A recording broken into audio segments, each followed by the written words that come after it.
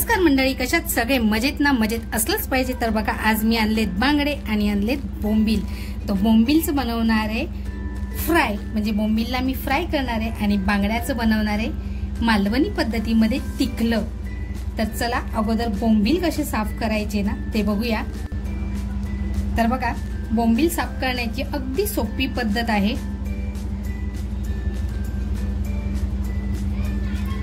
हे असं केल्यानंतर पोट बाहेर येतं.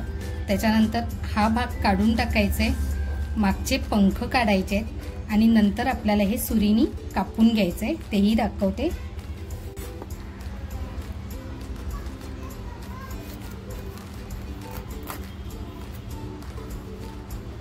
बघा, अशा पद्धतीने बोंबील फ्राय करण्यासाठी मी बोंबील कापून घेतलेला आहे.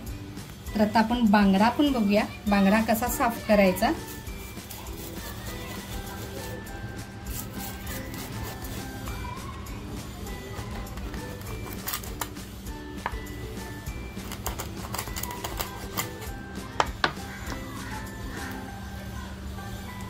तुम्हाला जर असं नाही जमलं तर तुम्ही कापून घेऊ शकता.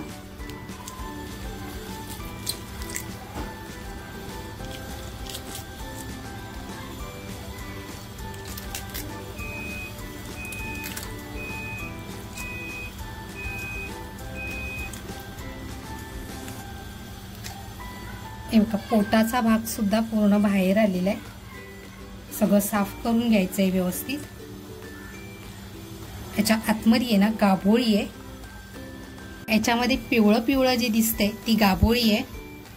आता आपला हा असा बांगडा साफ झालेला आहे. तर बघा, हे जे कल्ले आहेत ते कापून घेते.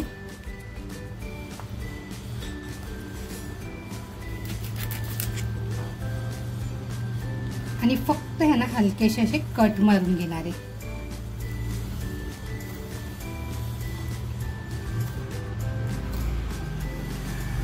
असंच आहे बघा, सगळे बांगडे आणि बोंबील मी साफ करून घेते.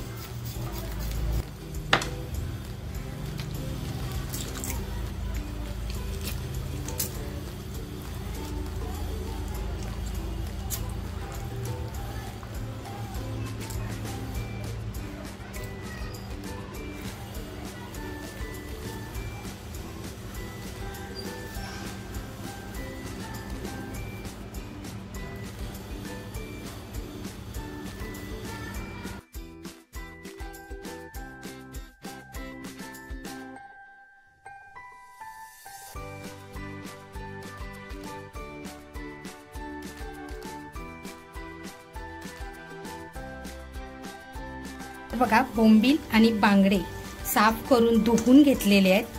एकदम स्वच्छ धुवून झालेले आहेत. आता मी ह्यातलं ना पाणी नितळवून घेणार आहे. त्याच्यासाठी अगोदर बघा, एक चमचा मी अगोळ टाकलेला आहे. चमचा म्हणजे बुच्चं जे अगोळलं होतं ते टाकलेलं आहे मी. त्याच्यानंतर चवीनुसार मीठ टाकते, घरगुती मसाला आणि हे सगळं लावून आहे ना ठेवून देणार आहे एक 10 मिनिटासाठी. म्हणजे बोंबील मधलं जे पाणी आहे ना ते निघून जाईल आणि आपला मसाला सुद्धा छान लागेल. बघा, आपला मसाला सगळ्या बोंबीलला अगदी व्यवस्थित लागले. बघा, मसाला पूर्ण असा लावून घेतलेला आहे. आता हे 10 मिनिटासाठी बाजूला ठेवते. तिखल्यासाठी बघा, मी एकच बांगडा घेतलाय आणि त्याचं मी तिखलं बनवणार आहे. त्याच्यासाठी म्हटलं ना तर मी बघा बेडगी मिरच्या घेतल्यात आणि थोडे धणे घेतले आणि बघा 4 तिरफळ घेतलेली आहेत. तिरफळ म्हणजेच तिसलं बरं का. तर ही 4 घेतलेली आहेत आणि हे मी आता भिजत ठेवणार आहे. तोपर्यंत आपले बोंबील आणि बांगडे सुद्धा मॅरिनेट होतील.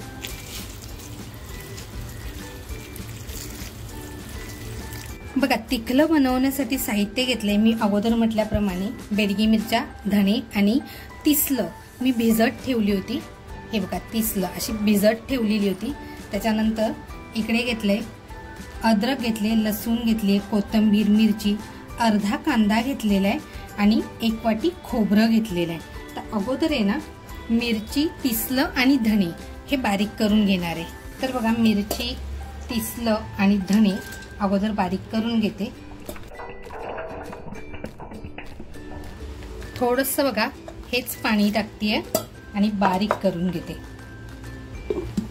तर बघा धणे मिरची एवढं बारीक झालेलं आहे, जास्त बारीक झालेलं नाहीये।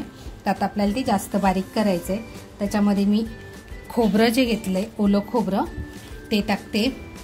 मी हे झणझणीत तिखलं बनवते। मिरच्या घेतल्यात त्या मिरच्या टाकते, कोथिंबीर, लसूण आणि अद्रक। अर्धा कांदा जो घेतला होता तो अर्धा कांदा टाकतेय आणि आता हे बघा बारीक करून घेते। तर बघा आपला मसाला असा छान तयार झालाय। मी पाणी टाकून अगदी बारीक करून घेतलेला आहे।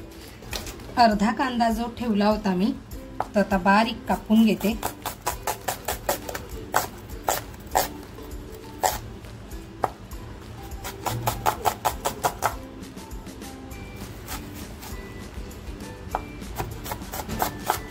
कांदा बघा आपला किती बारीक कापून झालेला आहे। बघा तेल टाकतेय। तेल असं छान तापून द्यायचंय आपल्याला। बघा आपलं तेल छान तापलंय। कांदा जो घेतलाय तो कांदा टाकते।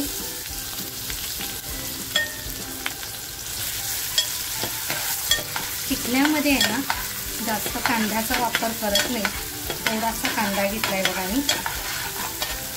बघा कांदा साधारण लालसर झाल्यानंतर आहे ना जो मसाला आपण करून घेतलाय तो मसाला याच्यात टाकायचा आहे आपल्याला।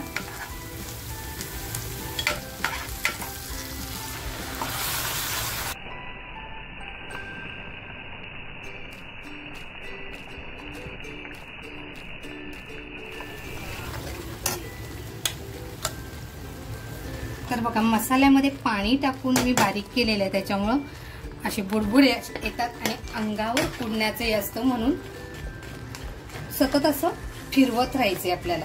आता हा मसाला आपल्याला जास्त फ्राय नाही करायचंय। पाणी टाकते।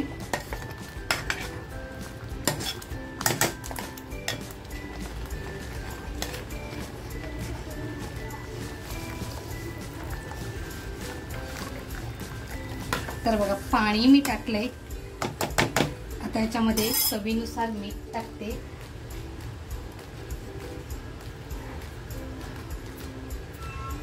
बघा मी कोकम घेतलेलं आहे, तुम्ही चिंच घेऊ शकता, म्हणजे चिंचेचं पाणी टाकू शकता। आता हे छान असं उकळी येऊन द्यायचंय। उकळी आली की आपल्याला बांगडा त्याच्यामध्ये सोडायचंय। बघा आपलं तिखलं छान असं उकळलेलं आहे। तर जो बांगडा ठेवलाय ना तो बांगडा टाकते मी आता याच्यामध्ये।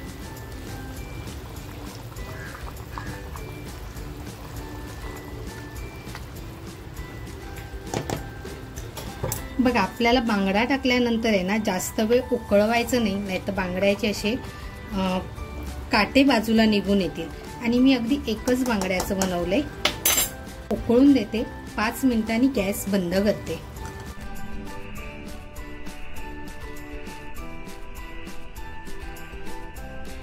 आपलं तिखलं तयार झालंय।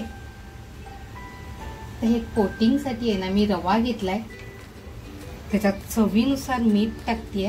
त्याच्यानंतर बघा घरगुती मसाला टाकते। आपण जेव्हा बोंबीलची किंवा कोणत्याही मच्छीचं वरती जर रवा लावलेला असेल आणि तो फक्त मीठ किंवा नुसतंच असेल तर त्याला चव लागत नाही।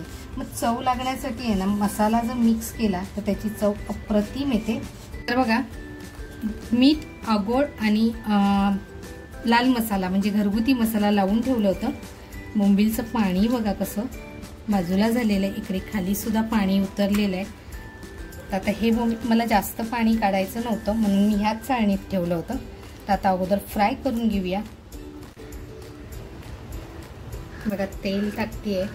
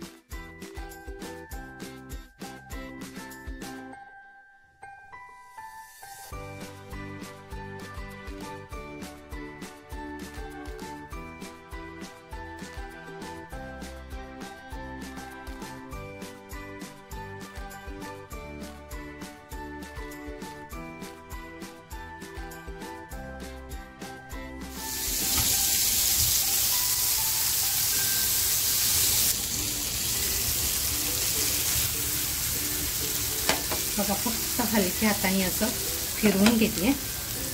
आपलं तिकलं छान असं तयार झालंय. आपला बांगडा सुद्धा बघा शिजलेला आहे व्यवस्थित. आता ह्याचा गॅस बंद करते.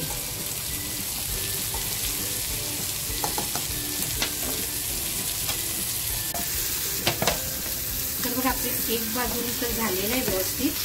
पलटी करून घेते.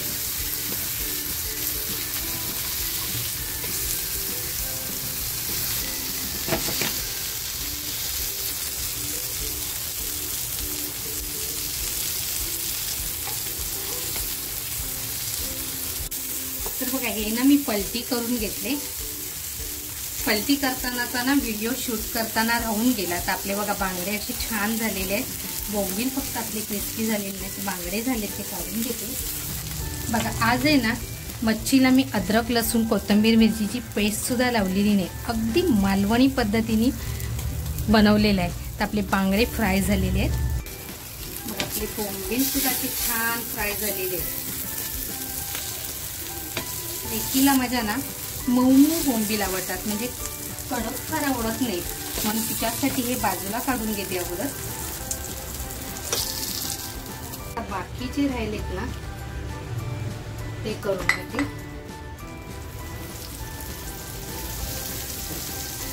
बोंबलामध्ये ना छोटी छोटी गाभोळ्या पण होत्या बरं का.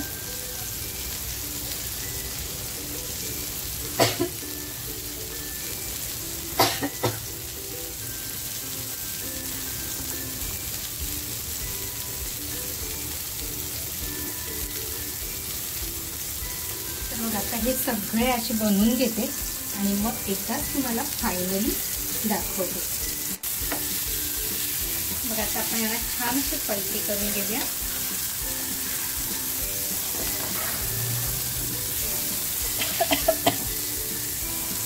ही गाभोळी आहे बरं का, म्हणून ती बाजूला झालेली आहे.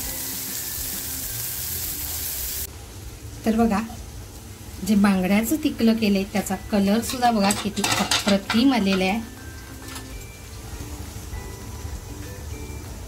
बघा जास्त घट्ट नाही आणि जास्त पातळही नाही.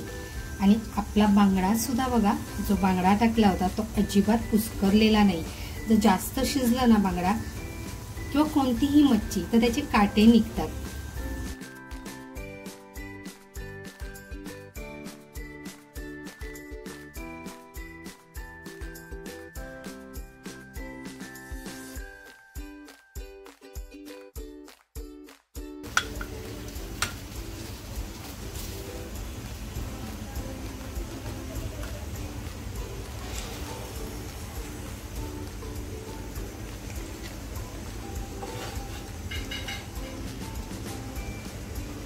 मित्रांनो आज बनवलेले हे झणझणीत बांगड्याचं तिकलं अगदी मालवणी पद्धतीने आणि साध्या सोप्या पद्धतीने, म्हणजे कोणतंही म्हणाल तर अद्रक लसूण कोथिंबीर मिरचीची पेस्ट न लावता कुडकुडीत केलेले हे बोंबील फ्राय आणि बांगडा. ही रेसिपी तुम्हाला कशी वाटली, आवडली असेल तर नक्कीच लाईक शेअर सबस्क्राईब करा. तुमच्या मित्र परिवारामध्ये शेअर करायला विसरू नका. त्याचबरोबर स्वतःची काळजी घ्या. थँक्यू.